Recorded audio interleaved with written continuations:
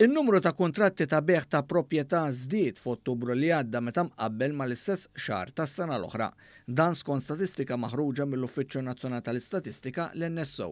Iċ-ċifri miġbura mill-NSO juru li matul ix-xahar li għadda kien hemm 1134 kuntratt ta' xiri ta' proprjetà li ġie iffirmat.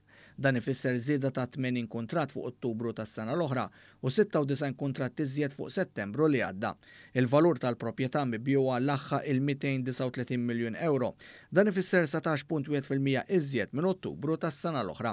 Kważi 93% tax-xerrejja tal-proprjetà in kwistjoni huma nies individwali filwaqt li l-bqija kienu kumpaniji.